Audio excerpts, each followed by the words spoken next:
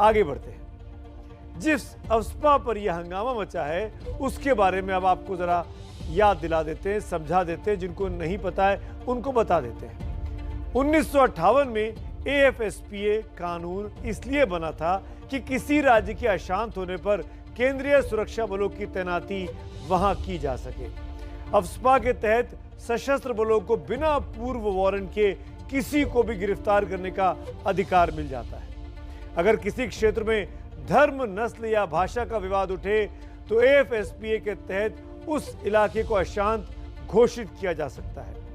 अगर सुरक्षा बल को संदेह हुआ तो वो बिना किसी वारंट के किसी की भी तलाशी ले सकते हैं। साथ ही कानून तोड़ने वाले को सीधे गोली मारने का अधिकार भी अफस्पा के इलाके में तैनात सुरक्षा बलों को, जवानों को मिल जाता है। हिंदुस्तान एक लोकतांत्रिक देश है जहां लोगों की आवाज को आदर दिया जाता है। जिस नागालैंड में शनिवार को यह दुखद घटना घटी वो इलाका उग्रवाद की चपेट में रहा है। आजादी के वक्त से ही नागालैंड में अपनी आजादी की मांग उठने लगी थी, यानी अलग देश की मांग। पूर्वोत्तर में जितने नगा बहुल राज्य हैं उनको लेकर ग्रेटर नगालिगम के गठन की मांग जोर शोर से उठती रही है। इसके लिए इस इलाके में 1949, 1960 और 1975 में शांति समझौते भी समय समय पर केंद्रीय सरकारों के साथ हुए हैं, लेकिन इसका कोई फायदा नहीं हुआ और 1980 में उग्रवादी संगठन national socialist council of Nagaland यानी NSCL बन गया। 1997 में NSCL के मुइवा गुट ने एक तरफा युद्ध विराम कर दिया था। साल 2000 में खापलांग गुट के ने भी इस पूरे इलाके में युद्ध विराम का ऐलान किया, लेकिन बाद में खापलांग गुट ने युद्ध विराम तोड़ दिया, जिसके बाद हालात इस इलाके में बिगड़ते गए और अब उस बिगड़े हालात को और बिगाड़ दिया है शनिवार की इस घटना ने। वहां पर स्थानीय लोगों में बहुत गुस्सा है। देखिए, ग्राउंड जीरो से, दिल्ली से करीब 2000 किलोमीटर दूर ग्राउंड जीरो पर मौजूद मेरे सहयोगी ऋतिक मंडल की ये बेहद एक्सक्लूसिव रिपोर्ट।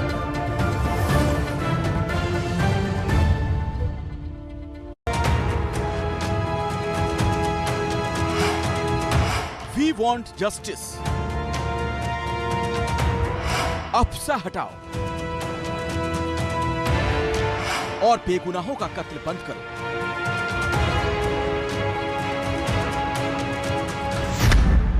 शनिवार को हुई हत्याओं के विरोध में ये बैनर पोस्टर ठीक उसी जगह लगाए गए हैं जहां से नागालैंड के मोन जिले की सरहद शुरू होती है और जिले में एक नहीं बल्कि कई जगह ऐसे ही पोस्टर टांगे गए हैं। शनिवार को जो कुछ हुआ उसके बाद हालात काबू में जरूर है, लेकिन गुस्से की आग अब भी अंदर खाने धधक रही है। फिलहाल हम हैं नागालैंड के मोन डिस्ट्रिक्ट में। आप बखूबी समझ सकते हैं कि यहाँ पर हालात क्या है। कैमरे के जरिए समझिए कि किस तरीके से यहाँ पर एक तरीके से डर और उसके साथ साथ लोगों में गुस्सा है और उस गुस्सा की जो झलक हमें दिखाई दे रहा है। बिल्कुल जो मोन डिस्ट्रिक्ट के जो रास्ता है, जो रास्ता सीधे असम से होकर मोन तक पहुंचता है, उसको इस तरीके से बंद कर दिया गया है। इस हत्याकांड के बाद सरकार और सेना दोनों ने खेद जताया है, लेकिन लोग ओटिंग गांव के मजदूरों का कत्लेआम भूले नहीं भुला पा रहे। ऊपर से नागालैंड के DGP और कमिश्नर की एक संयुक्त रिपोर्ट में जो बातें दर्ज हैं, उससे उनकी नाराजगी और बढ़ गई है। इस रिपोर्ट के मुताबिक गांव के लोग जब घटनास्थल पर पहुंचे तो सुरक्षा बल ग्रामीणों की लाश छुपाने की कोशिश कर रहे थे। सुरक्षा बल ग्रामीणों के शव को बेस कैंप तक ले जाने की तैयारी में थे।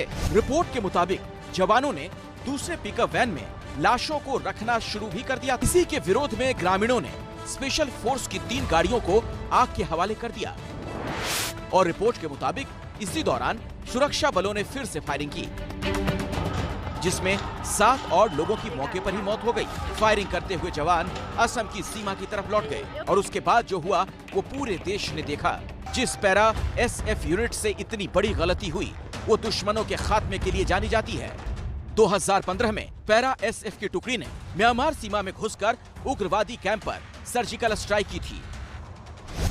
शनिवार शाम को पैरा एसएफ की इसी टुकड़ी को ऑपरेशन के लिए असम से नागालैंड के मोन जिले में बुलाया गया था। सेना द्वारा दी गई कोर्ट ऑफ इंक्वायरी में इस बात पर भी जांच होगी कि आखिरकार गलत खुफिया सूचना कैसे सेना तक पहुंची। जांच इस बात की भी होगी कि कहीं ऐसा तो नहीं कि सूचना सही थी लेकिन ऐन मौके पर उग्रवादियों को इसकी भनक लग गई और उन्होंने मजदूरों को गाड़ी में बिठा दिया। और अगर जब पिकअप वैन में मजदूर जा रहे थे तो पैरा एसएफ कमांडोज ने बिना वेरीफाई किए गाड़ी पर फायरिंग क्यों की? सूत्रों के मुताबिक शाम के करीब 5:30 बजे जिस पिकअप वैन में मजदूर जा रहे थे उन्होंने एक चेक पोस्ट पर अपनी गाड़ी नहीं रोकी थी। गाड़ी के ना रुकने पर शक हुआ तो पैरा एसएफ कमांडोज ने गाड़ी के टायर पर फायरिंग कर रोकने की कोशिश की। हालांकि इस बारे में पुख्ता जानकारी नहीं है, लेकिन माना जा रहा है कि मजदूरों के पास एक सिंगल बैरल वाली गन थी जिसे नागालैंड के लोग जंगल में शिकार के लिए इस्तेमाल करते हैं। इस गन को देखते ही कमांडोज ने सभी मजदूरों पर फायरिंग शुरू कर दी। भारतीय सुरक्षा बलों के दामन पर बड़ा गहरा दाग लगा दिया है इस घटना ने। एबीपी न्यूज को सूत्रों से सेना का पक्ष भी पता चला है। 21 पैरा यूनिट के एक मेजर के नेतृत्व में कुल 14 कमांडोज की टीम इस ऑपरेशन के लिए गई थी। ऑपरेशन के बाद भीड़ ने तेज धार हथियार से एक कमांडो का गला काट दिया। तब आत्मरक्षा में सुरक्षा बल ने गोली चलाई। मेजर समेत सभी 14 कमांडो भीड़ के हमले में घायल हुए और अब वो अस्पताल में हैं, उनका इलाज चल रहा है।